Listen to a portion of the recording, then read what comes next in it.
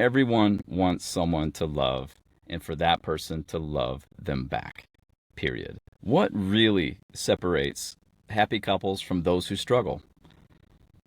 After 20 years of marriage and talking to thousands of people online and hundreds of people one on one, you start asking yourself these questions. And in this episode, I'm going to boil it down to three different things. So, going right into it, what are the three critical ingredients for a happy marriage slash relationship?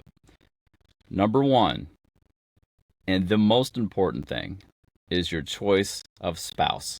The person you choose to spend the most time with in your life could possibly be the most detrimental decision of your life. I know that a lot of people that watch my stuff and consume my material are already married. They're trying to fix their marriage or they're trying to make themselves better. I get that.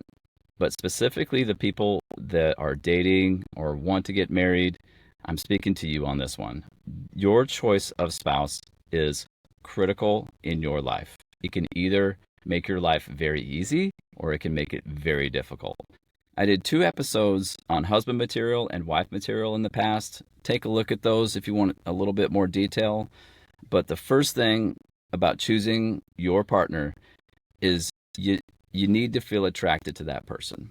You need to feel that spark, that connection between you and them.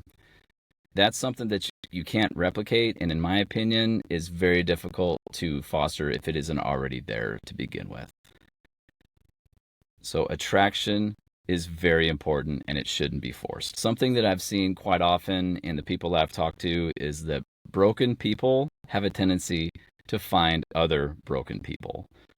It's important to work on yourself before you get married.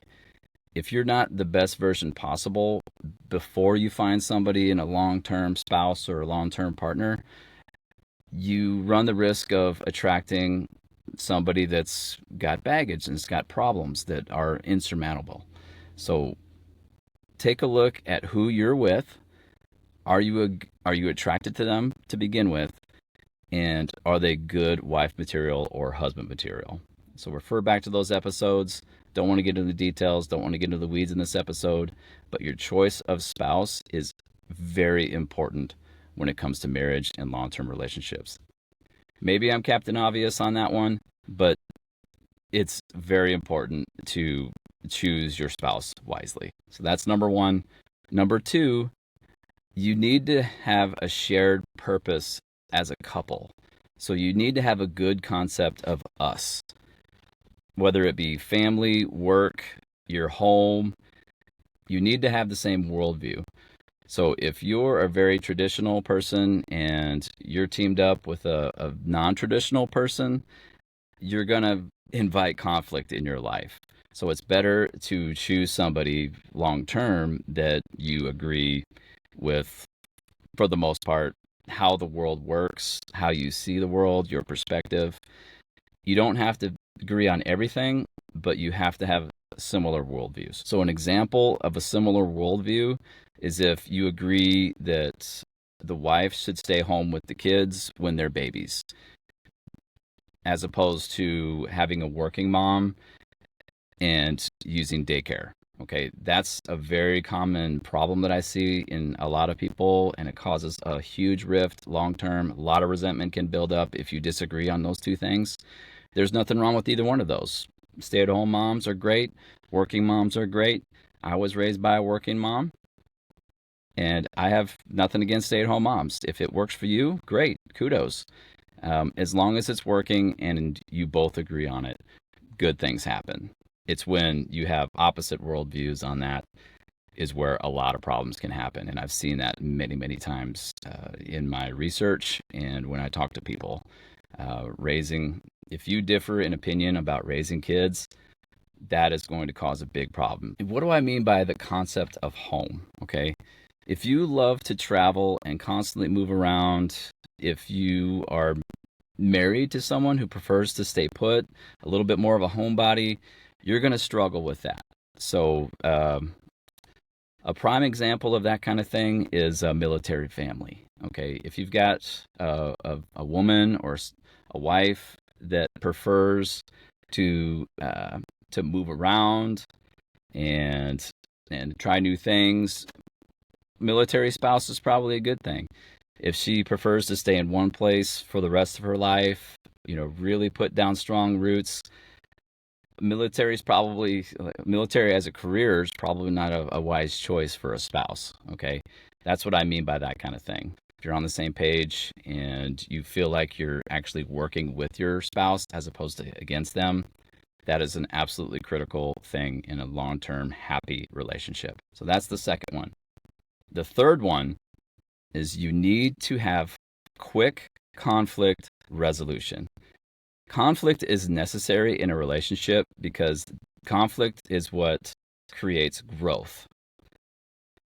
Everybody changes with time. You're going to grow as a human being, and how you grow together as a couple is the conflict. Okay, that's how you set boundaries over time, and you have to have that conflict to grow. Otherwise, you end up kind of growing apart. You need to grow together because everybody's different. You've got two different human beings that are married, and you want to grow together to stay connected.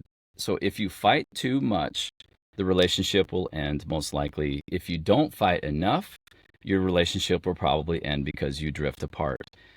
So this is where the 5-to-1 rule comes in. You need to have 5 positive interactions to 1 negative one. Too much conflict is bad. Not enough conflict is bad. What you want is 5 positive interactions to 1 negative one. But the key is getting over an argument quickly. You are going to argue. You're going to have ups and downs in relationships. What separates happy couples and miserable couples is when they fight, they get over it quickly and they move on quickly. But when I hear somebody say, oh, we don't really fight, that's not necessarily a good thing. Or if we're fighting constantly all the time, that's all we ever do, that's a bad thing too. The middle ground is what you're looking for. So that's the third one. Those are the 3 key ingredients to happy marriages and happy relationships, pretty much across the board. At least from my experience and from what I've seen with other people that are very happy in their relationships, those 3 things are met. So you want to know the meaning of life? Everyone wants someone to love and have that person love them back. In the end, it's all about family and the people that you spend your time with. For those people who want to drop a comment attacking marriage, be my guest. It's all good. But if you found this helpful for you, if this is resonating with you, please drop a comment. I'd love to hear from you. And for those looking to improve today and being a better person, bless you. You have my respect. So if you like this material, please hit that subscribe button. We're just getting started with this channel. I appreciate those that have already done that. And until next time, be better than you were yesterday and be desirable.